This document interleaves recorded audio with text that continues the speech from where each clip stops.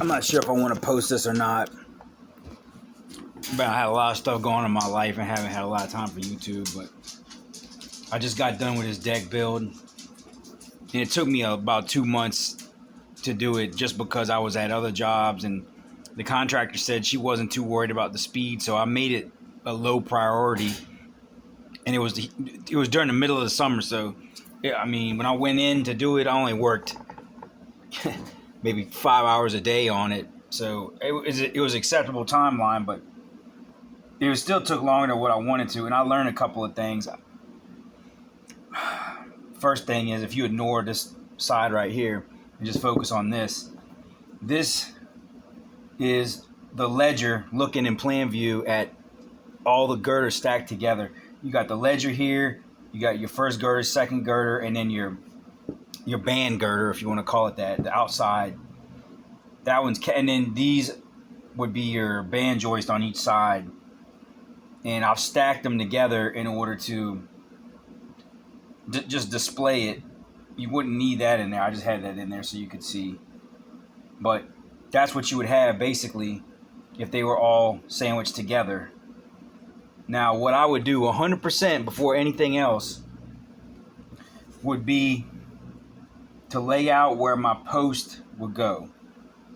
So if I want to have whatever it is, if it was 20 foot and I wanted to have a post every 5 foot, so that would be 4 posts. 2, 3, 4. It's 4 posts, and it gives you 5 bays. 1, 2, 3, 4, 5. Yeah, 5 bays. So you would divide by 5, and that would give you your spacing there between, like that. And now, now I'm going to lay that out on both sides of this, burn 1.5 inches here on this side, and then hook in this one. So that gives me my layout points. And then I'm going to snap lines across where each post goes. And then I will, mark out 1 3/4 on either side of that and actually make my channel where it's going to go. So there's my line snap, and there's my line on either side. And then I'll put PT down, so you know where the post is actually going to be at. Because these are all up on edge at this point. Now, my 16-inch layout, I'm going to adjust that once I could hook here, and then I'll go to my 16. And if one of them falls on a post, then I can just shift the whole thing over, whatever it has to do to not land on that post.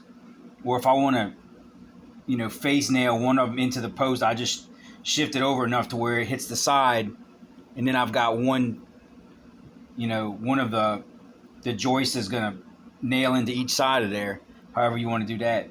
But then I would pull my layout down the side one, and then on the other side, or if you have a square, you can just use the square and make a line across.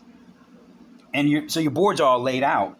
Now my next step would be for my ledger to lay my ledger out, and then I'm going to go ahead and whatever my points are, I'm going to scribe down and put that layout, and then where my posts, all the way down, so that I can, when I put my bolts on, my bolt holes, I can put, you go in the W pattern. Now I can miss each layout and adjust where that hole is going to go, and then go ahead and drill those out.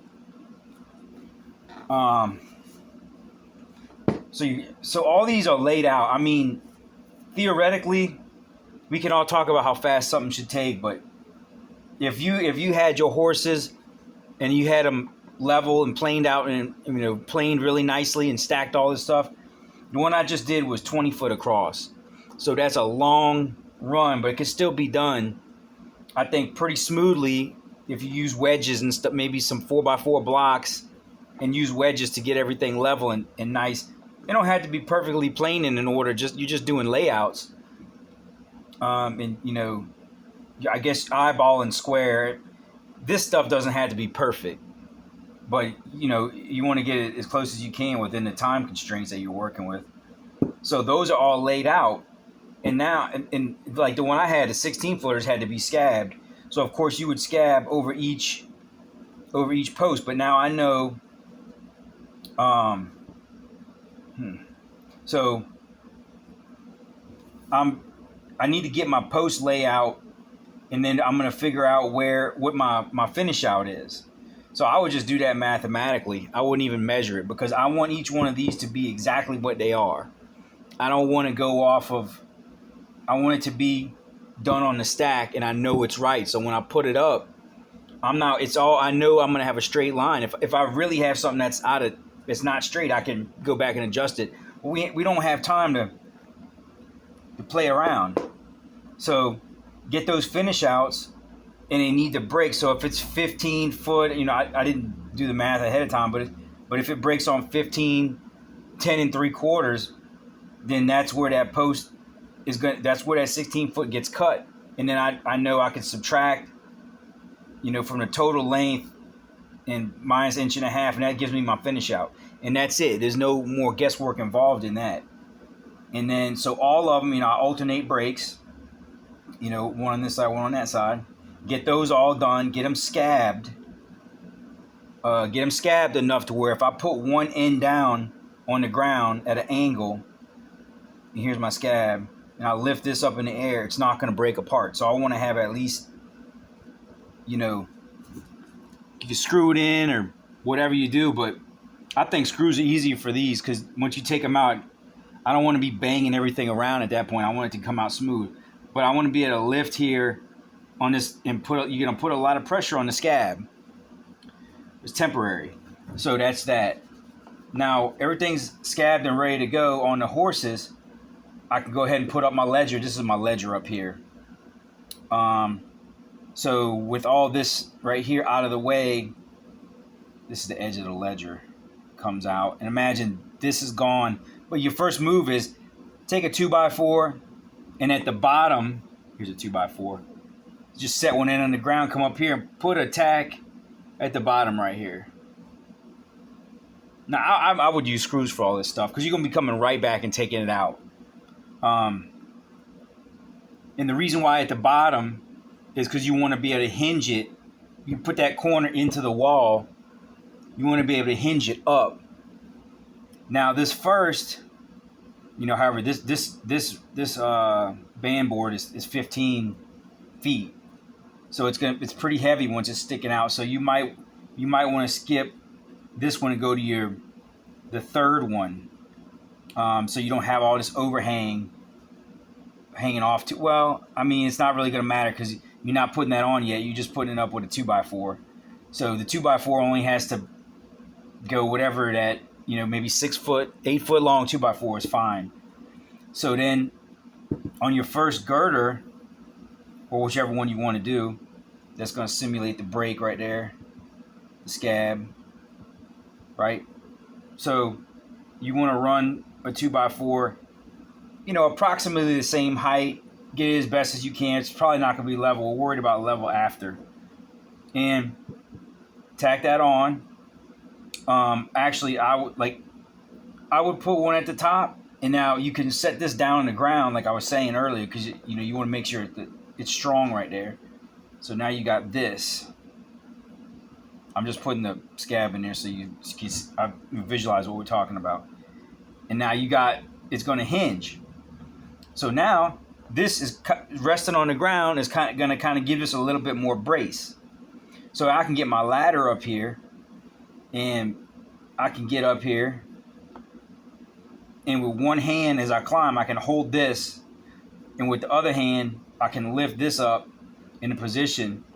And when this, I can, plumb it, or I can do it by eye, but now I'm going to come in, and I'm looking this way on, here's that, and here's my girder that I just tacked in right there, right? So now I'm raising, the one I'm raising is going to come across here like this, 2x4, right? So I'm just tacking into the brace. 2x4 will be here, right? So that's going to come above this, well, you'd want this to be down here, right? So this would be like the height of the ledger up here. Here's your tack. So I just want to get one in there like that, and it to be relatively straight. I'm gonna come back and dial all this stuff in with my water level, or whatever I'm gonna do. But I mean, that allows me to have some kind of bracing off the wall for this here. This would be on the ground, and now I can still hinge it. So when I come to this side and I put my 2x4 and I tack it at the bottom, right? It will come down to the ground. Same thing. But this time as I'm lifting up and I got, a 2x4 on, I can lift this up, put a 2x4 here. Now all I got to do is just lift this one up. I don't got to hold two things in one hand. And I can put a brace there. Now I got my girder in the air, and I can adjust these vertical braces or vertical legs, whatever you want to call them. I can adjust them, I see where my post layouts are. So I'm going to go at least 2 feet to the side of the post in the middle. That way, because ultimately, if I'm going to dig out a footing, I want to drop a plumb bob right to the ground where that footing's going to be, dig it out, and then, for this, I would have a couple of cheap plumb bobs and have them hanging all over the place. Whereas the most important spot to put my initial post would probably be, in the corners, and then one on the break. But definitely something temporary, near as close to that break as possible. But getting those corners in there, at least one somewhere in the middle, is important, because I want to be able to keep on framing and getting some type of foundation going. Even if I'm going to add more in the middle, you could do that. You could do that after you've got your deck on top. It doesn't matter. That's just extra foundation. But to me, the ability to continue framing and to continue having something to do while your footings are drying, while you got your concrete drying or anything like that, that's important, to not have any time being wasted, never having to shut down. If you got 10 minutes on the clock and you don't feel like pulling out, getting the saw out or anything like that, you just got to impact and you want to come up there and just drive screws in, you can burn up every amount of your time doing anything on that job at any time.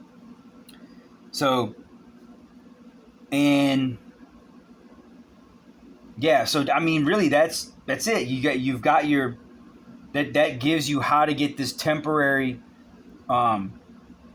these things up in the air temporarily without a helper. It's just you on the ladder, and the layout. I mean, you wouldn't believe how much time you're saving with this. No batter boards necessary. Essentially, what you're gonna do, let's see if I can get some space here, is, you've got. I'm looking down at it in plan view again, but I've got my, dang it, I messed that up. You got my band joist or band girder run out like that, and it's temporarily supported. What I'm going to do is I'm going to measure back, if I don't have anybody to hold my tape, so I'm going to measure back, or from the house, I'll come out, maybe a foot or something, and I'll put a nail there, and I'll just likewise on this side. That way I can hook the nail. It doesn't matter which side. You can hook here and come and measure to the mark.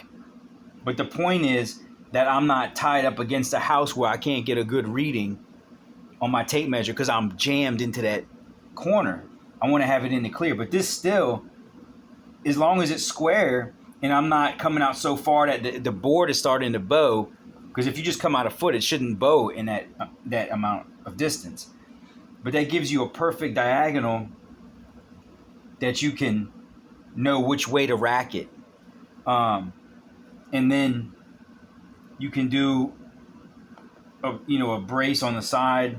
I call them horizontal rack braces, temporary horizontal rack braces, because you want to probably get something underneath and kind of keep it there you're going to be keeping these there for a while. until you decide how you want to do your rack bracing for the deck, whether on your post or, keep it horizontal blocking or something like that. But get those, once I tie these off, I'm immediately going to go under and put another one, a more temporary one, and remove these out of the way. But now I got it racked. Once I get it racked and I have pretty decent legs in there, at that point is when I start. And I made a jig for my corners. And what that jig is it's just a little block that measures from here. It measures, so it's 1.5 inches and then 1 3/4 inches. So I guess that's like 4 1/4 or something. And then 4 1/4 this way. And you don't want to overcut with that saw. You at least want to have that corner to be solid right here.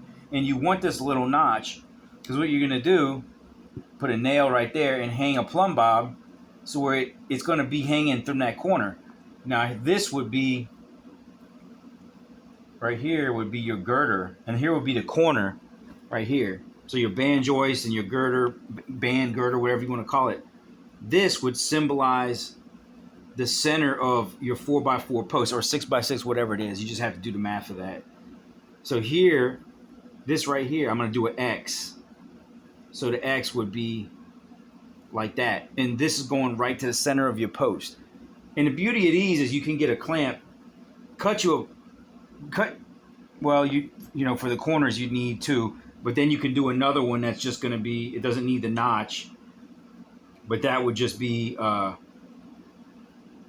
the inch and then another 1 1/4 inches, and then it will just drape over it and clamp that. And that would be for the sides, along the sides to get the posts. And then once you get your girder in place, you can put it on there. But you will need a couple of those, and just get those plumb bobs dropped. I mean, probably get like 4 or 5 plumb bobs and drop them all down so you can know where to dig. And that makes it fast. And then clamp them on. That makes it go by pretty quick. And if you have a helper, they should be mixing all the concrete and everything. And then when you get the J-bolt in there, it's pretty easy to get that J-bolt where it's got to go. Those things go by super fast if you do it this way. Really, I mean, all your joists should be cut exactly to measurement. So if I know that I have a girder that's going, whatever that measurement of that girder is, that's going to be in here. Because, I mean, you could maybe check it because the wall may be a little proud or a little shy or something like that. But we always string just to be sure. So you can string it real quick just to verify. But if it's, I mean, if it was me, I would just go ahead and gang cut them. Because, I mean, can you really, I mean, I guess if you wanted to, you could go and you could string your ledger and see if there's any discrepancies in the straightness of the wall. That would probably be the fastest way to get it. And then after that, if there's no discrepancies in the ledger, it don't matter. They're going to be straight. And truth be told, if this is a little crooked, it's not affecting anything. Because either way, when you drop your plumb bob down, it's going to be plumb to whatever that is. So unless somebody's in here really concerned about making those to be plain across, it ain't going to matter. I mean, obviously, when you get to this end, you want to string that and make sure if you got to cut them a little bit or measure them in, worry about it on that side more than anything.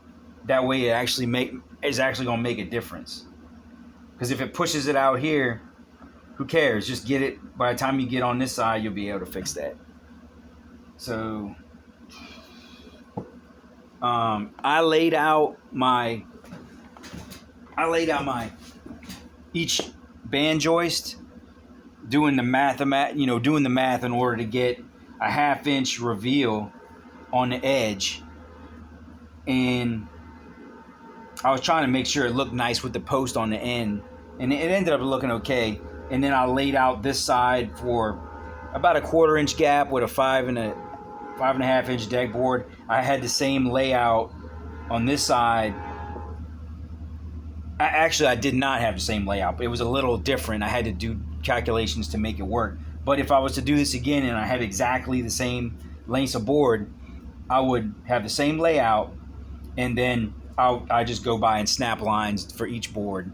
And I had to do a little bit of adjustment because I got boards from 2 different places, and some of them were a 8-ball difference. So that's pretty much it. I mean, once you get to that point, speed. One thing I'll tell you real fast is when your posts get twisted at the top of your handrails, there's a way that you've got to get those untwisted. The easiest way to do it is to make like a hook with a 2x6 or a 2x4 between the last handrail. You make a hook. You nail a block onto a piece, 2x6, and here the post would be, and here's the other post, right?